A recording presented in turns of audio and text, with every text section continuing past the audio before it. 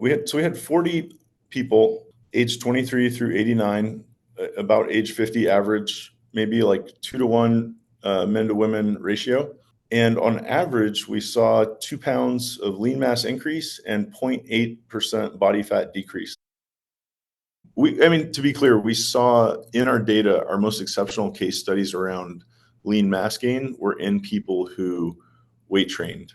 They kind of hyper responded to the weight training they had been doing their whole life, put on 10, 12, 15 pounds lean mass in 3 months. I think there's no better time to exercise than after you've received, experimental gene therapy to make your muscles bigger.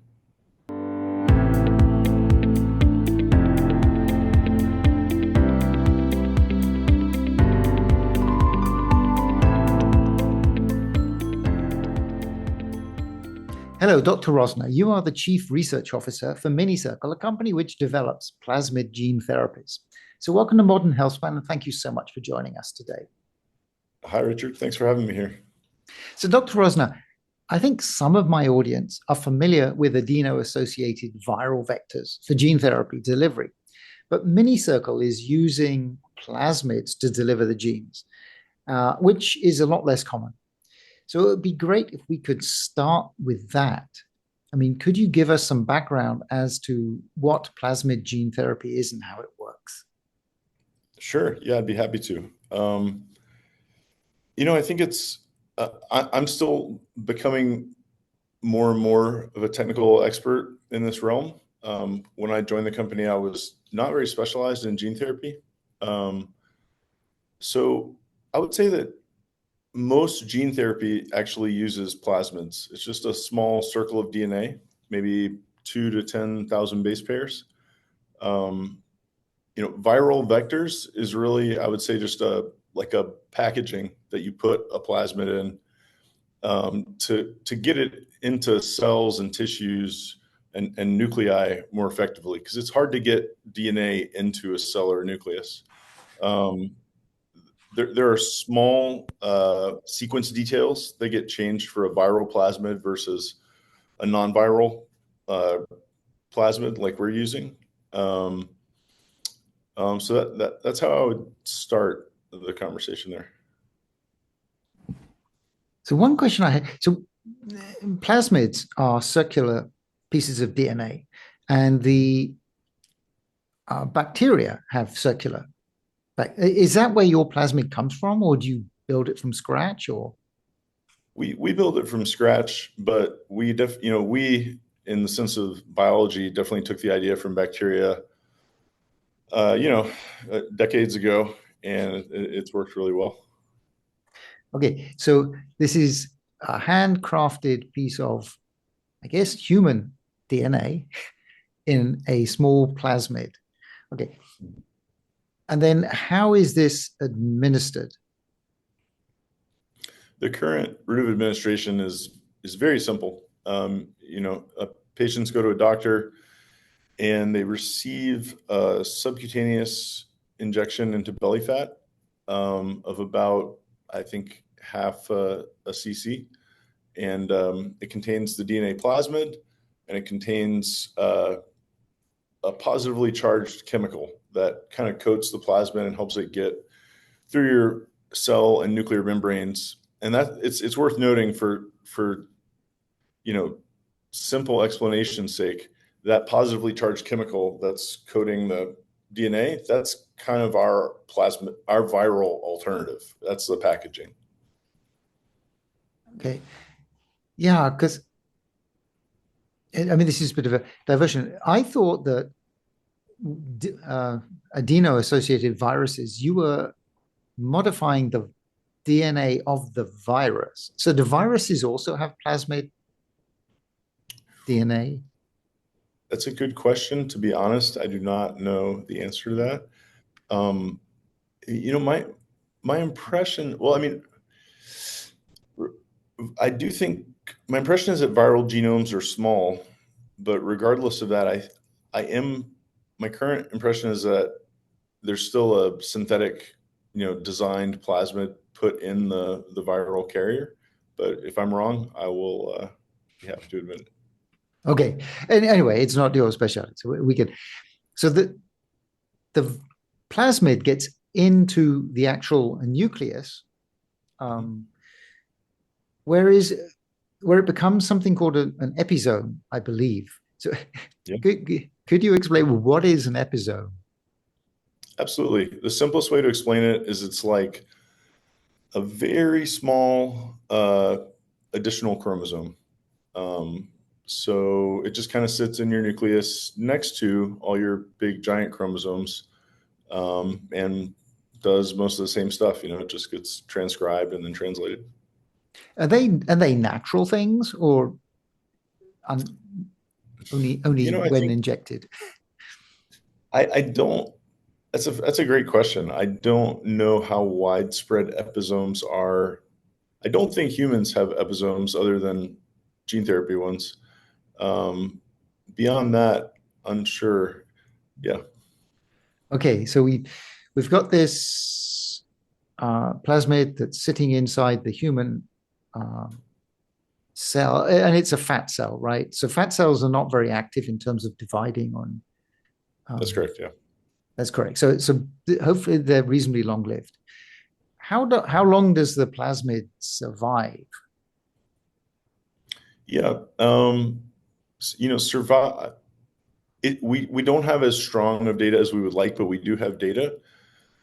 My estimate would be a year plus or minus 6 months, which gives you quite a big range, but more than days, more than weeks, but not permanent.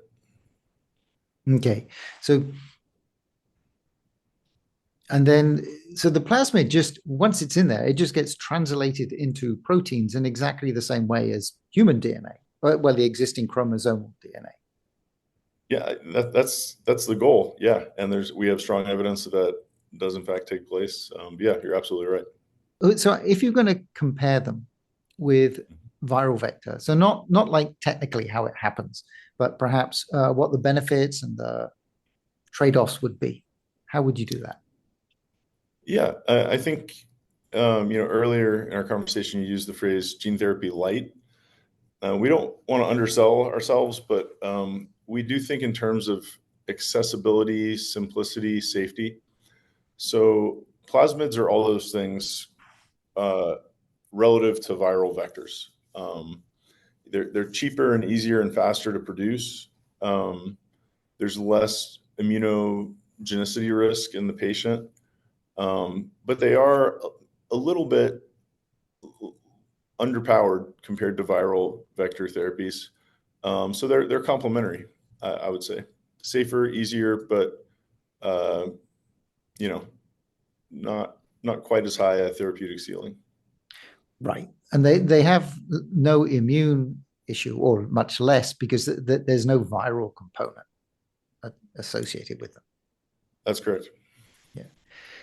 So I saw that one of the things you talked about is that you can turn them off, which is it's not something you can do if you've had like a normal gene therapy. So how do you turn off the plasmid DNA? Well, we had a tetracycline system in place, which is pretty well characterized or established in molecular biology. We got some data on it, and we're, we're still researching it to make sure it's as good as we want it to be to make claims like that. But the initial system was a tetracycline based system, and we're kind of it's kind of under revision, I would say. Okay, so it's under. I mean, I know that Dr. Sinclair used tetracycline to turn his genes on and off. Right. Is it using the same kind of scheme? It's like the tet on, tet off, or is it it's like a one time and it kills the plasmid?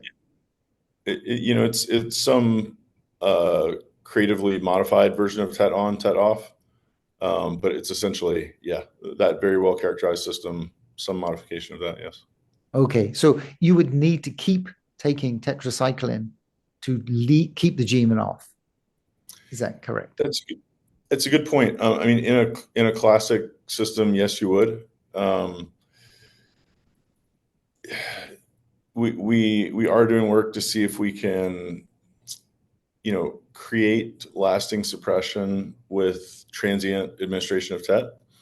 But I don't think we have the data yet to strongly support that claim. Have you ever had to, has anyone ever requested that you turn it off? A small number of people have, yes. Oh, okay. What is the background to the plasmid gene therapy? I mean, who developed it and how long has it been around? You mean as a concept or our therapy in particular? I was thinking as a concept. So in general, I mean, has it been used elsewhere? It's a great question. Like I said, I'm still, learning, but it's a very exciting story. I mean, the story of genetics is always fun. I think, the terminology and the idea was coined a long time ago, maybe vague range, but 1920s, 1950s, like a long time ago. In the 70s, I think we got the ability to make them and like have some ability to utilize them. I'm pretty sure in 1980, an American medical doctor was like, this is too much. These things the potential is so high. And he flew overseas and injected 2 people with plasmids to try and correct genetic diseases. I don't think anyone got hurt. I also don't think they were cured. And I think he got kind of a slap on the wrist. But that was 45 years ago. There's about 200 clinical trials on PubMed with non-viral, aka plasmid gene therapies. Most of them work.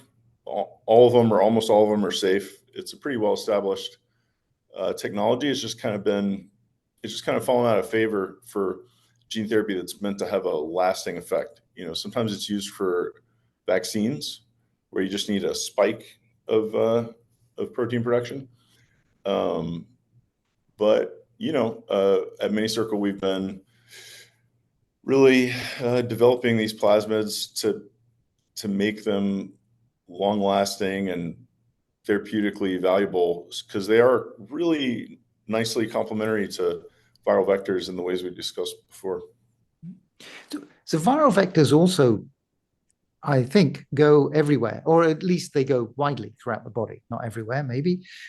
But you are injecting the plasmids into fat cells, right? Mm-hmm. So how does it have a systemic impact? That's a great question. So the plasmid gets into just a few nuclei, but a sufficient number to get transcribed and translated as an episome. Follistatin is naturally secreted protein, which means it has a signal peptide at its start. And so the belly fat cell makes follistatin, and the instructions are built in to export it out of the cell into circulation where it confers systemic benefits. So we just make a little export factory in your belly fat cells. And there are a number of therapeutic proteins that are naturally secreted that are amenable to this system. So follistatin is the one therapy that is available through Minicircle. So what is follistatin and how does it help? Follistatin it's a protein that interacts with TGF beta proteins in your blood. That's probably too technical a way to start, but basically it floats around in your blood and it clamps onto and inhibits 2 important proteins, myostatin and activin. And when it binds them, it prevents them from reaching their receptor and activating it. Both myostatin and activin inhibition in the blood are important for follistatin's body composition improvement effects. There's also a strong anti-inflammatory effect in the literature that's probably mediated by the activin inhibition. So that's what follistatin does. Right. Yeah, and if you overexpress it, then you get big and muscly. Is the idea? That's the idea. That's the idea. So why? I mean, why did you pick follistatin? I did not personally pick follistatin. we did as a company at some point. right? Yeah. I actually, it's a great question. I mean, I think I was talking with somebody about this just the other day, and I think it was just kind of a hot topic that maybe the biohacking community had converged on. Follistatin, it has a great safety profile. It's not a particularly dangerous protein. It's secreted, so you can just transfect a few cells and get systemic benefits. Everybody wants, most people, many people have a desire for bigger muscles, less fat, more youthful appearance, more energy. Um, and I think it's really the combination of the scientific literature on follistatin has huge effect sizes. Like you get mice that look like bodybuilders, and a lot of science is really built on like small but statistically significant effects. When you see like a super mouse and the gene that makes it happen is really safe and it's secreted, so you can just put it in a few. I mean, that's a good first target for gene therapy. Right. And this is really for sarcopenia and frailty as people people get older. Yeah, I The- mean, I think it's easy to underestimate the risk of sarcopenia, frailty, osteoporosis. Um, it's for any adult who's interested, but I think that's one of the most important potential therapeutic applications is to aging related frailty for sure. Yeah, you mentioned osteopenia, so it also helps with bone. It can. So we have case studies that are pretty exceptional. There's an 80. He's about 80, early 80s. He had pretty severe lumbar spine osteoporosis, and and we did DEXAs on all the patients in the trials. I saw the DEXAs; they were legitimate. It was really good data. We saw pretty rapid improvement to his bone density in his lumbar spine. Um,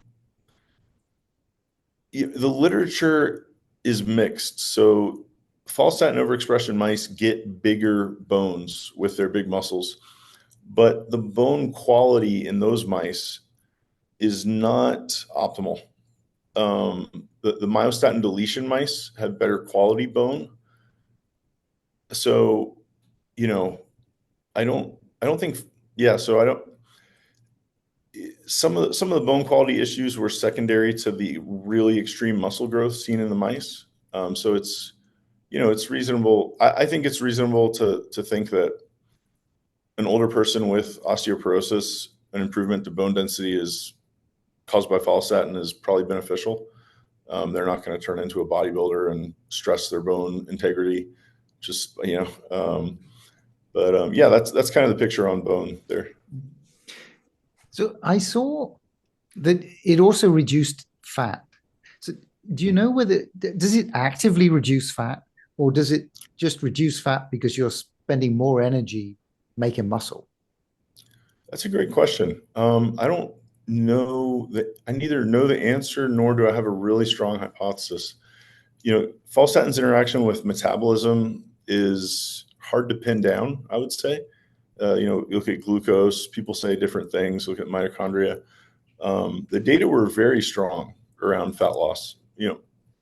Modest effect size, but very consistent and some pretty remarkable case studies where like people in their 50s were hitting lifetime, most lean body fat values on a DEXA without really changing their lifestyle. That's pretty good.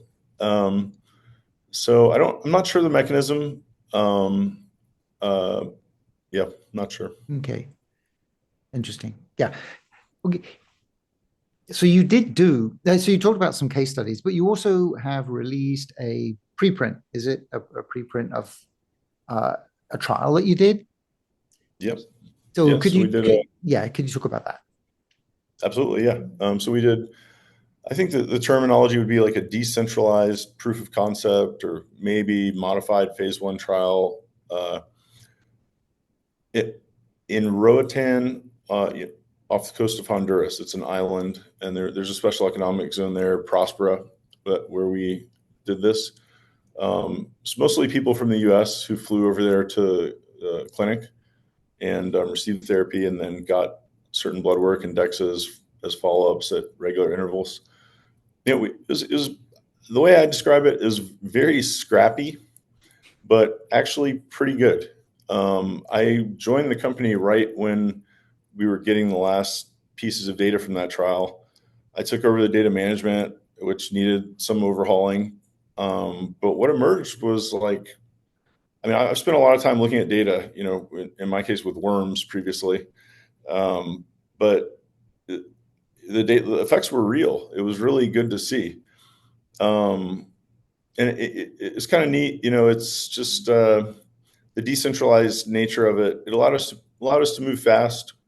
We worked with people, biohackers from the US who were super into this. They were well informed. And we held ourselves to a high standard scientifically, ethically, and we're able to move fast and get human data, no adverse effects by doing it that way. Okay. And you saw increase in muscle mass or in lean mass and a decrease in fat mass. That's correct. We had 40 people, age 23 through 89, about age 50 average, maybe like 2-to-1 men to women ratio.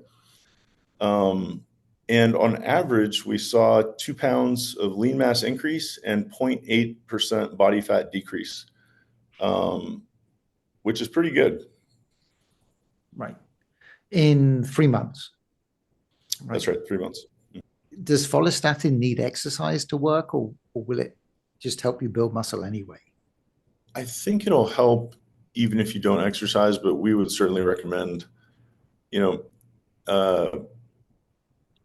know of any drug that can eliminate the need for exercise.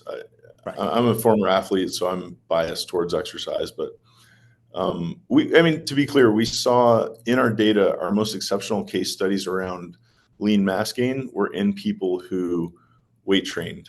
And they basically reported, and their DEXAs showed that they kind of hyper responded to the weight training they had been doing their whole life, put on 10, 12, 15 pounds lean mass in 3 months. I think there's no better time to exercise than after you've received, experimental gene therapy to make your muscles bigger.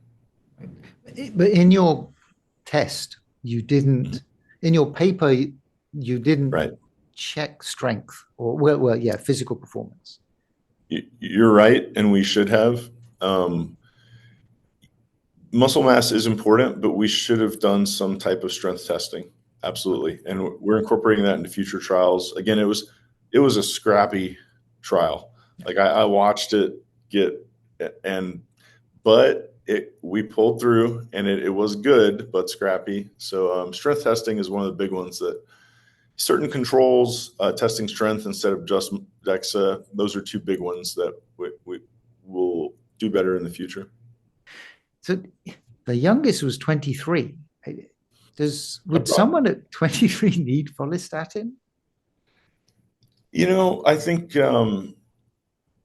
no. I mean, some 23-year-olds might. We have worked with muscular dystrophy patients who are young adults, and we've seen really good results there. But to the spirit of your question, no, an average 23-year-old does not need gene therapy, follistatin. I think they should have access to it if they're interested in it. And I do think this paradigm of preventative medicine as opposed to reactive medicine is good. But the short answer is no. But it was fun for them to fly to an island and get gene therapy. So, all good. Yeah, that's cool. Well, the one thought I did have is would this be accepted by the athletic authorities? I mean, could an athlete do this, or like a bodybuilder, to enhance their performance? It's a great question. Most U.S. professional athletes, no. The doping laws would rule this out. It could be hard to test for, but it would not be okay with them if they did find out. Bodybuilding, I think bodybuilding is kind of anything goes. So probably yes. Yeah, that's true. I mean, they have like clean bodybuilding and like normal bodybuilding, right? So I assume. Right. Yeah. Yes. Yeah, I would think it is difficult to test for elevated levels of follistatin because you did see that, right? We did, yeah. We saw a strong signal there, about a doubling of follistatin, I mean, ballpark from about 10 to 20. Uh, forgive me if I can't remember the nanograms per. A lot of units in my head every day, but 10. It went from about 10 to about 20. It's pretty consistent.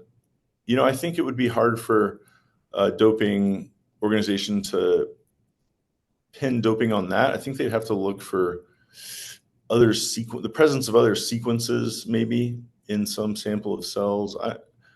Uh, I, I don't know. I'm not really up to speed on how they do that, Yeah. but yeah. Yeah, it is just a thought experiment anyway. Um, so who are your customers? Are they mostly biohackers, longevity enthusiasts, or other? Yeah, I mean, the volunteers, um, the volunteers in our clinical trial were biohackers and longevity enthusiasts of all ages, really. Um, some high net worth individuals, some just like scrappy biohackers, definitely do not have a high net worth. Um, Now we have, we sell to clinics and they sell to patients. I think the customers there are, I don't really have strong data on who they are. Um, Probably about who you'd expect. I think, like, again, biohackers, a lot of high net worth individuals, because the trial was free. The therapy is $25,000, so it's going to be harder to access for your average scrappy biohacker. But that's some info there. Yeah, that was actually going to be one of my questions, which was what would the budget look like? So the therapy is about 2,500 plus whatever the 25,000 to be clear. 25,000. Sorry, 25,000. Yeah. Yeah, yeah. And then they'd have to get themselves down to Honduras or somewhere. That historic, basically, yeah, something like that. Um, yeah, I mean, I through the grapevine, I had heard a couple years ago that there was viral vector gene therapy in Mexico, and it was like 300,000, like, or a few $100,000. Which, so I feel like we brought the costs down from that, at least an order of magnitude. We have some plans to make other therapies that we'd like to sell at a higher volume and a lower price to engage the market a different way. But right now, this is where we're at, and it's pretty much as you described it. Okay. Yeah, I saw you had Clotho on your website as like the next one. Yeah, Clotho is great. Yeah, that would be very interesting. But and so there would be no problem with having like repeat doses every like year or so, something like that. I'm not aware of any problems with that, from our data or from the literature. I think that's a reasonable strategy. I think, yeah. Right. Because your plasmid would last about that long, and then yeah. Whereas I think with the viral vector, there can be an issue because your body may build up resistance to the virus. Right. Yeah, I mean, this is, again, two complementary systems, not really better or worse in my opinion. But yeah, I think you're speaking to one of the advantages of plasmids, which is they're easy and safe and non-immunogenic, and they actually can work. So, you know, yeah. So if somebody was interested in getting plasmid therapy from you, or well, from you, yeah, from Minicircle. So what does the process look like? I mean, yeah, what does the process look like? That's a great question. I'm very lucky that they let me specialize in exciting science to a great degree. So I know there's been a lot of work put into the customer experience and all this. I think people would probably find us through our website or word of mouth. And I think they'd probably talk to the clinic, because we sell to the clinic sells to patients. These clinics have MDs who are knowledgeable, who we've educated or talked with at length about the therapy. So they'd probably just go to the clinic. I think some people are already going to these medical tourism clinics, and then when they're there, the clinic might be like, "Oh, we have gene therapy now." And they're like, "Okay, I'll try it." So yeah, just stuff like that. Right. So Minicircle creates the therapy, and then you work with clinics to deliver it, but you're not actually delivering to the patients. Like the doctors and the clinics are separate. Is that right? That is correct. Yes, and Yeah. I think that is definitely correct. So we talked a little bit about the future, but where do you, so you're looking at Clotho, probably don't really have bandwidth to look at anything else at the same time. I But have some bandwidth. Yeah. so where do you see the future for Minicircle and Yeah. Yeah, I think, the future is pretty limitless for Minicircle and for the field of gene therapy and longevity. I think, we have, I am falling more and more deeply in love with genetics the more time I spend with them. I mean, I got my whole genome sequenced. There's so much information available. It's not, and I would say it's under leveraged therapeutically. So we just want to, we have that gene therapy light. One of our co-founders used to call it the Kraft mac and cheese of gene therapy. I suggested it was like a Toyota or a Glock, which is just like notoriously inexpensive, reliable, durable. But yeah, there's a lot we can do with it beyond Follistatin and Clotho. And I think without getting distracted, yeah, we want to work to push the field forward. There's a lot of people with disease who you could really relieve a lot of suffering, and you could just do cool stuff as well. So we stay excited by those possibilities, and we don't see a lot of limits on them. There's a lot of genetics that can be done safely and produce good results. yeah, yes, especially if what you're doing is essentially turning some fat cells into a factory, which is releasing a protein into the blood. Yep. And so it's almost like injecting a peptide, only you're just Except it building lasts it, a year. except it Exactly lasts a right. year. Yeah, and I mean these plasmids can encode peptides. That's all they do actually. Peptide is a protein encoded by DNA. That's exactly right. I mean, if it's like injecting a peptide, except it lasts a year.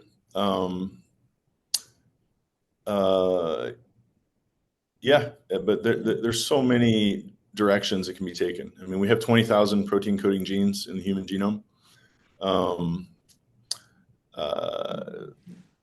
There's a lot. Yeah, it's super fun. Yeah. Yes.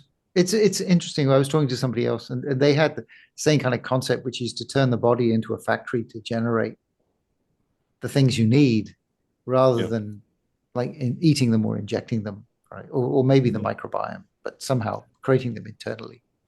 Yeah. Yeah. I mean, we lost the ability to make vitamin C. There's some cool science on getting humans ready for space travel. One guy, Christopher Mason in particular, talks about, I think, shoring up some of these inabilities to make essential nutrients. Yeah, it's very fun, just collaborative project generally, working to improve human genetics. So super, super fun. Yeah, that does sound good. Okay, so if anyone wants to find out more information or follow what you're doing, and also they can find the paper. But actually, I'll link to the paper. But if anyone wants to follow what's going on with Minicircle, where can they go? The usual places. So we have a website, minicircle.io, and then we're on social media, typically as Minicircle DNA. So I think Twitter, Instagram, maybe one or two others, but that's how you can find us. And we're open for business through clinics who we partner with. Right. Yeah, so please reach out to us. We love doing this. Actually, one question I forgot. Do you see, so at the moment, like there's no plasmid gene therapy approved by the FDA in the US. Is that, well, actually, I thought I saw that there was like one for some strange disease. But anyway, it doesn't really matter whether the question really is, do you see any change? Do you see that there in the future people won't have to go to Honduras? I think, yeah, if I had to bet, I would bet that that will change. Really, leaders in the field are working hard now to make that change, and I think it would be a good change.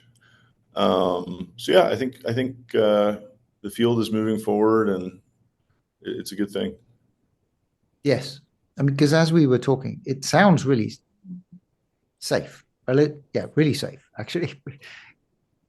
It can. I mean, gene therapy is, well, it's a double-edged sword. It can go off the rails if you're not careful, but if you're able to hold yourself to a high standard scientifically, ethically, it's actually, I mean, the more I read, the more I feel like, as scientists, we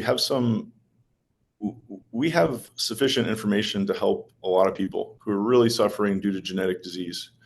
And look, I want to be like super metabolism, super IQ, but we have the tools to really help a lot of people. And I really think, I feel kind of a sense of duty to push on that, not just do business as usual.